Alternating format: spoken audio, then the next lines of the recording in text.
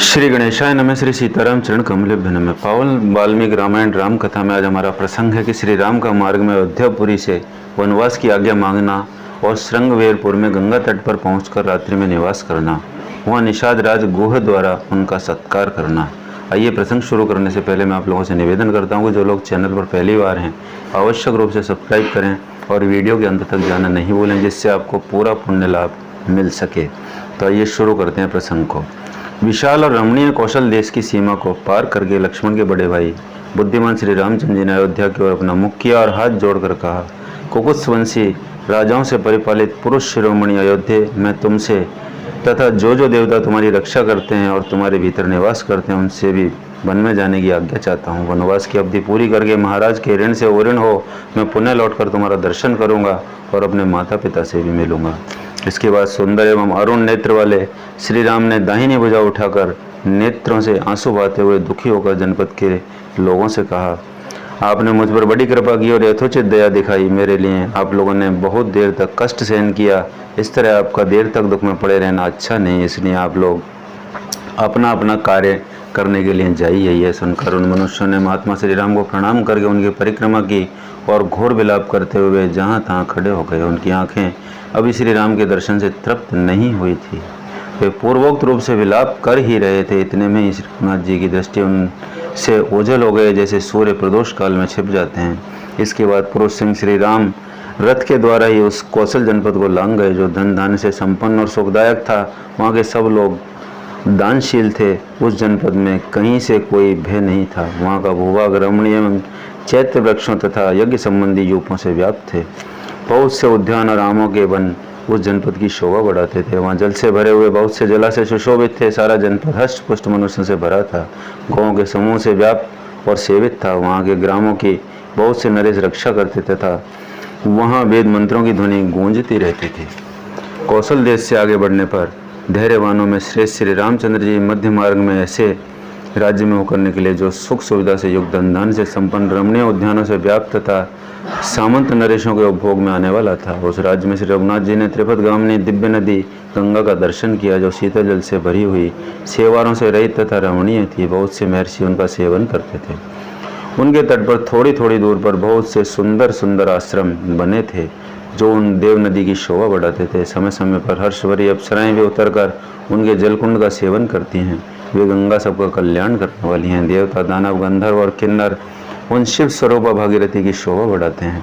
नाग और गंधर्वों की पत्नियां उनके जल का सदा सेवन करती हैं। गंगा के दोनों तटों पर देवताओं के सैकड़ों पर्वतीय क्रीड़ा स्थल हैं। उनके किनारे देवताओं के बहुत से उद्यान भी हैं। वे देवताओं की क्रीड़ा के लिए आकाश में भी विद्यमान हैं और वहाँ देव पद्मिनी के रूप में विख्यात हैं। प्रस्तर खंडों से गंगा के जल के टकराने से जो शब्द होता है वही मानो उनका उद्गम अट्टहास है। जल से जो फेन प्रकट होता है वही उन दिव्य नदी का निर्मल हास है। कहीं तो उनका जल वेणी के आकार का है और कहीं वे भंवरों में सुशोभित होती हैं। कहीं उनका जल निश्चल और गहरा है, कहीं वे महान वेग से व्याप्त हैं। कहीं उनके जल से मृदंग आदि के समान गंभीर घोष प्रकट होता है तो कहीं वज्रपात आदि के समान भयंकर नाद सुनाई पड़ता है। उनके जल में देवताओं के समुदाय गोते लगाते हैं। कहीं कहीं उनका जल नील कमलों अथवा कुमुदों से आच्छादित होता है। कहीं विशाल पुलिन का दर्शन होता है तो कहीं निर्मल बालू का राशि है। हंसों और सारसों के कलरव से वहाँ गूंजते रहते हैं। चकवे उन देव नदी की शोभा बढ़ाते हैं। सदा मदमत रहने वाले विहंगम उनके जल पर मंडराते रहते हैं। वे उत्तम शोभा से संपन्न हैं। कहीं तटवर्ती वृक्ष मालाकार होकर उनकी शोभा बढ़ाते हैं। कहीं तो उनका जल खिले हुए उत्पलों से आच्छादित है और कहीं कमल वनों से व्याप्त है। कहीं कुमुद समूह तथा कहीं कलिकाएं उन्हें सुशोभित करती हैं। कहीं नाना प्रकार के पुष्पों के परागों से व्याप्त होकर वे मदमत्त नारी के समान प्रतीत होती हैं। वे मल समूह दूर कर देती हैं। उनका जल इतना स्वच्छ है कि मणि के समान निर्मल दिखाई देता है। उनके तटवर्ती वन का भीतरी भाग मदमत्त दिग्गजों, जंगली हाथियों तथा देवराज की सवारी में आने वाली श्रेष्ठ गजराजों से कोलाहलपूर्ण बना रहता है। वे फलों, फूलों, पल्लवों, गुल्मों तथा पक्षियों से आवृत होकर उत्तम आभूषणों से यत्नपूर्वक विभूषित हुई युवती के समान शोभा पाती हैं। उनका प्राकट्य भगवान विष्णु के चरणों से हुआ है। उनमें पाप का क्लेश भी नहीं। वे दिव्य नदी गंगा जीवों के समस्त पापों का नाश कर देने वाली हैं। उनके जल में सूंस, घड़ियाल और सर्प निवास करते हैं। सगरवंशी राजा भगीरथ के तपों में तेज से, जिनका शंकर जी के जटाजूट से अवतरण हुआ था, जो समुद्र की रानी है तथा जिनके निकट सारस और क्रौंच पक्षी कलरव करते रहते हैं, उन्हीं देव नदी गंगा के पास महाभाव श्री राम जी पहुँचे। गंगा की वह धारा श्रृंगवेरपुर में बह रही थी, जिनके आवर्त लहरों से व्याप्त थे। उन गंगा जी का दर्शन करके महारथी श्री राम ने सारथी सुमंत्र से कहा, सोत आज हम लोग यहीं रहेंगे। सारथी गंगा जी के समीप ही जो ये बहुत से फूलों और नए नए पल्लवों से सुशोभित महान इग्दू का वृक्ष है, इसी के नीचे आज रात में निवास करेंगे, जिनका जल देवताओं, मनुष्यों, गंधर्वों, सर्पों, पशुओं तथा पक्षियों के लिए भी समादरणीय है। उन कल्याण स्वरूप सरिताओं में श्रेष्ठ गंगा जी भी मुझे यहाँ से दर्शन होता रहेगा। जब लक्ष्मण और सुमंत्र श्री रामचंद्र जी से बहुत अच्छा कहकर अश्वों द्वारा उस इदगुदी वृक्ष के समीप गए, उस रमणीय वृक्ष के पास पहुंचकर इक्ष्वाकु नंदन श्री राम अपनी पत्नी सीता और भाई लक्ष्मण के साथ रथ से उतर गए। फिर सुमंत्र ने भी उतरकर उत्तम घोड़ों को खोल दिया और वृक्षों की जड़ों पर बैठे हुए श्री रामचंद्र जी के पास जाकर वे हाथ जोड़कर खड़े हो गए। श्रृंगवेरपुर में गुहा नाम का राजा राज्य करता था। वह श्री रामचंद्र जी का प्राणों से भी प्यारा मित्र था। उसका जन्म निषाद कुल में हुआ था। वह शारीरिक शक्ति और सैनिक शक्ति की दृष्टि से बलवान भी था तथा वहाँ के निषादों का सुविख्यात राजा था। उसने जब सुना कि पुरुष सिंह श्री राम मेरे राज्य में पधारे हैं, तब वह बूढ़े मंत्रियों और बंधु बांधवों से घिरा हुआ वहाँ आया। निषाद राज को दूर से आया हुआ देख श्री रामचंद्र जी लक्ष्मण के साथ आगे बढ़कर उससे मिले। श्री रामचंद्र जी को बलकल आदि धारण किए हुए देख गुहो को बड़ा दुख हुआ है। उसने श्री रघुनाथ जी को हृदय से लगाकर कहा, श्री राम आपके लिए जैसे अयोध्या का राज्य है उसी प्रकार ये राज्य भी है, बताइए कि मैं आपकी क्या सेवा करूं। महाभाव आप जैसा प्रिय अतिथि किसको सुलभ होगा।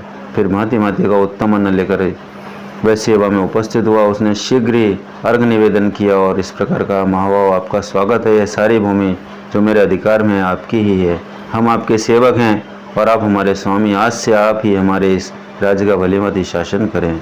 यह वक्ष अन्नादि भोज्य खीर आदि पेय पान रस आदि तथा लेह चटनी आदि आपकी सेवा में उपस्थित है, इसे स्वीकार करें। ये उत्तम उत्तम शैयाएँ तथा आपके घोड़ों के खाने के लिए चने घास आदि प्रस्तुत हैं। ये सब सामग्री ग्रहण करें।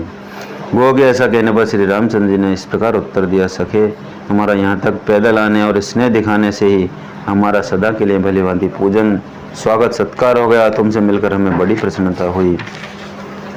फिर श्री राम ने अपनी दोनों गोल गोल भुजाओं से गुहा का अच्छी तरह लंघन करते हुए कहा, गुहा सौभाग्य की बात है कि मैं आज तुम्हें बंधु बांधवों के साथ स्वस्थ एवं आनंद से देख रहा हूँ। बताओ तुम्हारे राज्य में मित्रों के यहाँ तथा वनों में सर्वत्र कुशल तो हैं। तुमने प्रेम बस ये जो सामग्री प्रस्तुत की है इसे स्वीकार करके मैं तुम्हें वापस ले जाने की आज्ञा देता हूँ, क्योंकि इस समय दूसरों की दी हुई कोई वस्तु भी मैं ग्रहण नहीं करता, अपने उपयोग में नहीं लाता। बलकल और मृगचर्म धारण करके फल मूल का आहार करता हूँ और धर्म में स्थित रहकर तापस वेश में वन के भीतर ही विचरता हूँ। इन दिनों तुम मुझे इसी नियम में स्थित जानो। इन सामग्रियों में जो घोड़ों के खाने पीने की वस्तु है उसी की इस समय मुझे आवश्यकता है, दूसरी किसी वस्तु की नहीं। घोड़ों को खिला पिला देने मात्र से तुम्हारा प्रेम पूर्ण सत्कार हो जाएगा। ये घोड़े मेरे पिता महाराज दशरथ को बहुत प्रिय हैं। इनके खाने पीने की सुंदर प्रबंध कर देने से मेरा भलीभांति पूजन हो जाएगा। तब घोड़े ने उनने सेवकों को उसी समय आज्ञा दी कि तुम घोड़ों के खाने पीने के लिए आवश्यक वस्तुएं शीघ्र ला कर दो। तत्पश्चात बलकल का उत्तरीय वस्त्र धारण करने वाले श्री राम ने सायंकाल की संध्या उपासना करके भोजन के नाम पर स्वयं लक्ष्मण का लाया हुआ केवल जल मात्र ही पी लिया। फिर पत्नी से श्री राम भूमि पर ही तृण की सैया बिछाकर सोए। उस समय लक्ष्मण उनके दोनों चरणों को धो पहुँचकर वहाँ से कुछ दूर तट पर हट गए और एक वृक्ष का सहारा लेकर बैठ गए। गुहा भी सावधानी के साथ धनुष धारण करके समुद्र के साथ बैठकर सुमित्रा कुमार लक्ष्मण से बातचीत करता हुआ श्री राम की रक्षा के लिए रात भर जागता रहा। इस प्रकार सोए हुए यशस्वी महामनस्वी दशरथ नंदन महात्मा श्री राम की, जिन्होंने कभी दुख नहीं देखा था तथा जो सुख भोगने के ही योग्य थे, उस रात उस समय नींद न आने के कारण बहुत देर तक व्यतीत हुई। तो मित्रों, इस प्रकार भगवान श्री राम का वनवास के दौरान शुरुआत में किस प्रकार निषाद राज से भेंट हुई और किस प्रकार निषाद राज ने उनका स्वागत किया, बहुत ही मार्मिक और हृदयस्पर्शी प्रसंग मैंने आप लोगों तक प्रेषित किया है। इसमें केवल वाणी मेरी है, विचार और भाव महर्षि वाल्मीकि भगवान वाल्मीकि के हैं, जो मैंने आप लोगों तक प्रेषित करने का मेरा मुख्य उद्देश्य आप सभी मित्रों, साथियों, धर्मावलंबियों, बुजुर्गों, माताओं, बहनों का आध्यात्मिक उन्नति और ईश्वर से प्रेम बनाने के लिए मैं प्रेषित कर रहा हूँ। आप लोगों को निश्चित रूप से पसंद आया होगा। साधारण भाव, साधारण भाषा में मैंने आप लोगों तक प्रेषित किया है। जैसी मेरी वाणी माँ सरस्वती ने दी उसे मैंने आपके सामने रख दिया। निश्चित रूप से आपको ये अच्छा लगा। आप लोग निश्चित रूप से वीडियो को अपने साथियों को भी शेयर करें, लेकिन पात्र साथियों को शेयर करें। और अगले वीडियो में फिर मिलते हैं।